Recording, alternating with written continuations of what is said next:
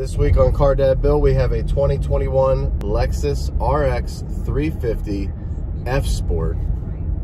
Let's go for a ride.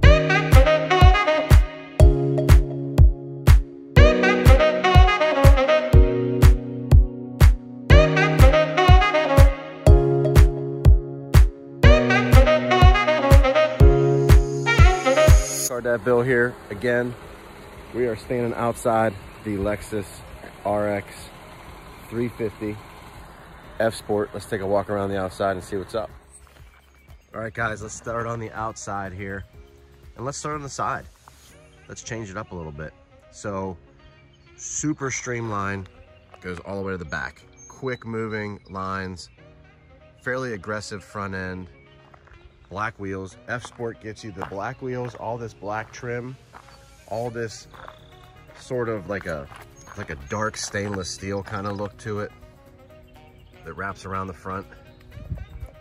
LED triple beam projector lights with LED surround, daytime running lights, LED fogs as usual. But I mean, look at those headlights. They have like the L shape in them. It's just sick. Front end 3D, really nice spindle grille. This blue color is something else. Crazy blue color. I call it Pepsi blue. I think it's called, I have to look it up on the phone or on the key when we get there. 20-inch wheels. They're like a split 6, split 5 design. Really sharp looking. Look at that matte finish. Trim, like, it's like a concave trim that runs the whole length of the side of the car, and it follows that body line straight up. Really nice accent piece. And then as you follow this back window, I love how the back window blends with the back end as well. And it kind of flows to the back of the car. Inside here is an actual window, you can kind of see it. But other than that, it's dark tinted out. Real sharp. Around back, you have the illusion of, you know, the like spoilers underneath the car to keep the airflow down. That's like an illusion of that. And then you do have dual exhaust pipes. And they're stuck up underneath there. Really nice design. Luxury sport SUV is what I would classify this as. So you can get different trim models for the RX. This is the F Sport, so it's a little bit more sporty than you would get, you know, with a regular 350. Let's go inside. Guys, here we are inside the RX. I'm gonna turn it on so you guys can kind of see the graphics and how things pop up on the screens when you first turn on a Lexus. And for those of you that haven't been in a Lexus before, nothing's really changed over the years as far as layout goes. All these different things have been in the same spot. The screen has been up there. They always have an analog clock. The HVAC controls have always been below. They still have a CD player, as you can see in here. Their charging is down below with all of their USB ports and whatnot. This screen has gone under some different changes over the years. It's always difficult to get a good view of this stuff for you guys because of the glass. But this center screen is a digital readout inside there. So it's just a circle around digital readings. Then over here are actual analog gauges with actual analog paddles that go up and down. Over here is where you can kind of switch through and toggle through your different things. Your presets over here, which is gonna get really loud while I'm going through the presets. Now, you can also toggle through on this side. So this is where I was toggling through the presets on the radio. This side over here is where you're gonna go through all of your information readouts, your eco indicator, all different stuff. So that's where that is. You can also toggle right to left to go through all these different settings. I usually leave it on the miles to empty. Then you have your digital readout there with your parking gauge and your odometer and all that. On the left side of the dashboard is where your heated steering wheel is, your heads-up display, your camera views, your trunk opening, and your automatic high beam headlights. The heads-up display is up here, and I don't know if it's easy to see on the screen or not. Off and on, you can kind of see what it reads out up there, and that's where it comes from on the dashboard. Take a look at this interior though. Overall, really classy, sporty, luxury. Aluminum accents everywhere. Falls down the dash, comes into here with some nice aluminum accents. Everything's kind of jewel-like. It has like a watch feel to it. This touchpad here works the screen, so anywhere that I move my finger in here moves around up there. This is also touch, so you can touch where you need to be and go around that way. Come over here for your map, and then there's the map. Come down here, hit map, brings it up onto the screen up there. Menu, and you can still go over here and pick things on the screen. So it's touch as well as a tracing trackpad down here. Regular standard gear shifter, same as in other cars. You have your drive modes here, your drive modes here, with your traction control and your four-wheel drive. This has a Mark Livingston sound system, so there's speakers in the corners, speakers down low. And just look at this, two-tone white leather seats. I mean, really, really sharp. Super comfortable, buttery soft leather. There's actually lighting inside that curve right there at nighttime that lights up. You can actually see it right now because I have the headlights on. It's really sharp at night. But here's the, this is the driving position inside the Lexus RX. Let's go in the back seat real quick and then take out the trunk. Back seat of the Lexus RX, plenty of space. Kids can sit back here. The car seats fit in here really nice. Doors, same thing, same style. Your white leather with your black leather with the aluminum trim. Speakers in the doors. Back here you have some charging ports, some HVAC ports. All the way in the back, if you can see behind that headrest, are speakers as well. And then here we go, the kid test, right? Yep, they can push those down and they don't disappear. They're kind of stuck in place, which is what they like. Let's walk around back, take a look at the trunk. Storage space. Up underneath next to the camera is the button to open up the trunk. And here's your decent sized trunk. I mean, I had all of the hockey equipment, all of the baseball equipment stored back here. There's your sub for your sound system, some hooks to hang things on if you have groceries or something you don't want them to fly around. These open up the, or fold down the back seats back here. You have lighting on both sides. Underneath this is another storage area where the tire is. Some other storage spots back underneath in here. So overall, a nice, luxurious, sporty interior with the RX350. All right, guys, let's take a ride and talk about this Lexus. And I want to be clear about a couple things before I start talking. I've driven a lot of Lexus products over the years. Lexus, Toyota, Acura, and Honda have been very, very gracious in giving me a lot of products to drive over the years, so I really give props to them. Appreciate that very much. These cars are super luxurious, super smooth, and very reliable in the long run. My mechanic personally swears by Toyota and Honda, and Lexus is obviously the luxury brand for Toyota. But this RX in particular is one of their tried and true vehicles. They sell a lot of them. They're kind of the mid-level SUV for Lexus, and they come in different variants, and they're super luxurious, super smooth, striking design on the outside.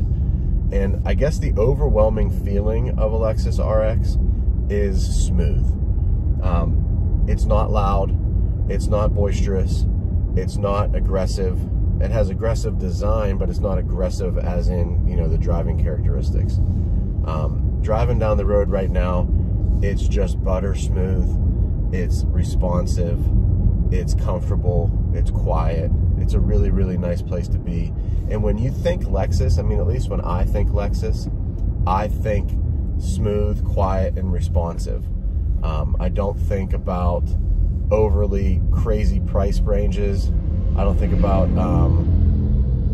overly aggressive, you know, track vehicles, unless you get to like the F Sports and the F Series sedans and things with the big motors in them. When I think of Lexus SUVs, I think of luxurious, smooth, and good design. And that's exactly what this RX350 delivers. The F Sport brings over some black wheels, some crazy paint jobs, some little more accents like I showed you on the outside, that matte black design element along the sides. It brings you the two-tone leather seats that we see in here, and some F Sport design on the steering wheel and stuff like that. It's kind of more of an appearance thing than it is anything else. When you flip this car to sport mode, it has eco mode, normal, and sport. I don't want to say that it's, I mean, it's different. The shift points are different. They're a little bit more extended. It's faster overall. It has more quick inputs, but it doesn't change the overall feel of the car. The car still feels the same way. It just has a little bit more athletic response to your inputs. I drive in normal mode most of the time. You don't really need to be going back and forth. There are paddle shifters if you want to be a little more aggressive in the turns. And for an SUV of this size, and this actually comes with a third row, you can get the RX350L, which will give you a third row in the back for more kids, more people.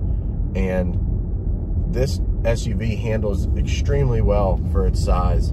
It's super flat. It's actually one of my favorite highway driving cars. I love taking this thing on the highway, on the turnpike, taking it on trips. It's super quiet. It's super smooth, super easy to maneuver in traffic at any speed. You can get it up to a pretty high speed, and it handles corners and things pretty well, even at those high speeds. So I would definitely rate this SUV at the top of the mid-size luxury SUV market. It's going to be one of your best reliable vehicles. It's going to be one of your best looking vehicles in my opinion, and you can't really go wrong. All right, guys, so I'm going to jump on the highway here shortly and just give you kind of a feel for the overall interior noise. Took my earbuds out so you can kind of hear what's going on in the cabin here.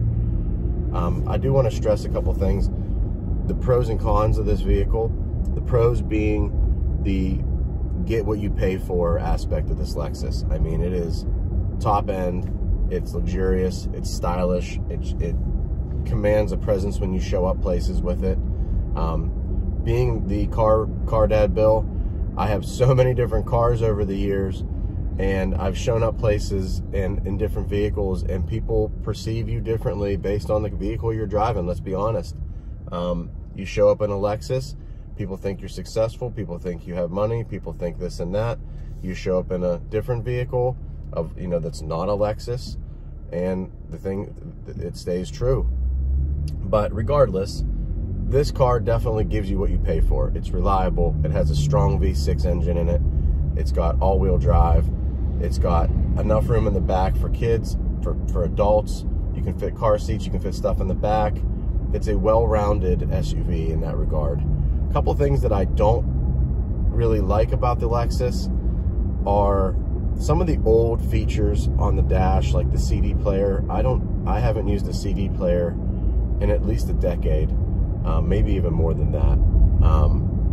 So that's really not needed, because you have your Bluetooth, your CarPlay, and your actual USB plugs that you can plug things into and use those. The other thing I don't like, and Lexus hasn't changed this over the years, and I don't know if they ever will, because it's kind of their thing, and once you get used to it, it gets easier, kind of, is this touchpad that I showed you guys earlier. This touchpad is a little bit difficult to work while you're driving, and let's be honest, you're not trying to reprogram the computer while you're driving, but you definitely need to be able to use this and select things while you're driving, and it's definitely not the easiest touchpad to use.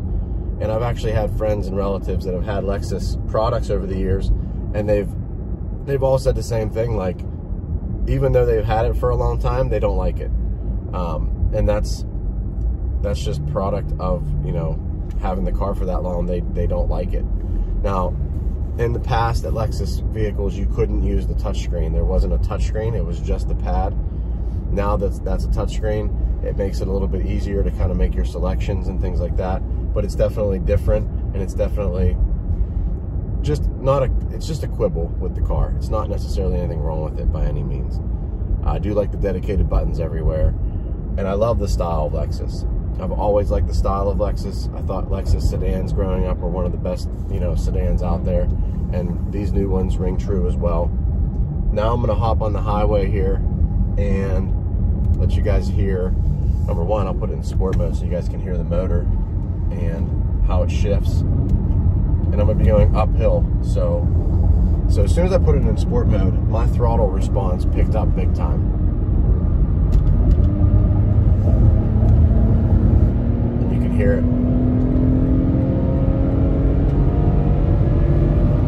Even the gauges change to red when it shifts. The gauges flip to white, and then as the RPMs come up and they shift, there's like a red pause, and it like leaves a note there on the actual gauge. Really slick how it does that. But as you can tell, highway speed will go back to normal mode, and as soon as you hit normal mode, the car kind of lurches forward because you're not being as aggressive anymore. So it does have a little bit of a personality change between drive modes. But on the highway here, highway speed, super quiet, super luxurious, super smooth. I mean, you can change lanes quickly, you can hit bends quickly, and this thing just reacts. Does a great job. The cruise control is also really good in this. All the new cars that we are going to be reviewing over the next, you know, months and years are super well adapted to cruise control and highway driving. The old cruise controls of the past, where the car would never really stay where you put it. It would always be 5 miles an hour faster or slower depending on what you were doing. Those days are gone. These cars, all of them, every brand up and down the line, doesn't matter if it's a luxury car, doesn't matter if it's an economy car, they all, if you set this cruise control at 70 miles an hour, it stays at 70 miles an hour, regardless of hills and whatnot. It uses the braking, it uses the motor, it uses, you know, the angle of the car to keep it at the set speed. So I mean, it works. It works really well. All right, guys. So I stopped for a minute here to go over some numbers with you. Also, the color is Grecian water. So I don't know where they come up with these with these color names, but it's really funny. Under the hood is a 3.5 liter V6, 295 horsepower. That's mated to an 8-speed automatic and down to the pavement via all-wheel drive. The F Sport package that we have on this one comes with a plethora of options. Wheels, the steering wheel, all the interior additions of the aluminum and sill plates and aluminum kick plates and the pedal covers and the floor mats and the door sills. Everything added is for the F Sport.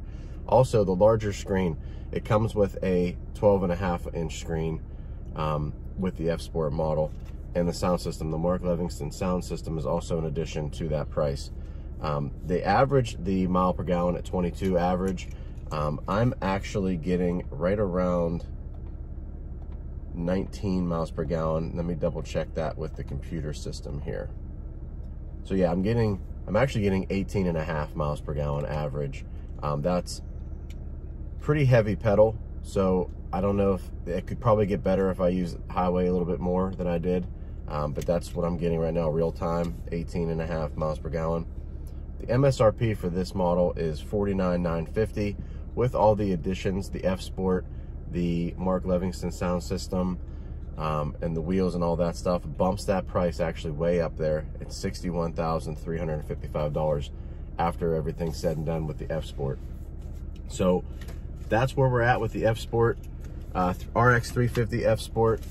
Like I said to you guys earlier today, or earlier in the video, that I find this vehicle to be exactly what you expect and exactly what you're paying for. It's a premium luxury sport SUV, lots of style, lots of presence when you show up places. It performs just as well. It's super smooth, super fast, super quiet, and it does everything that you would expect a Lexus to do. It definitely performs the way you expect. This is CarDadBill signing off for this week. Next week we have a Acura, I believe, coming, but you'll have to wait and see. Real cars for real people, for real life. CarDadBill.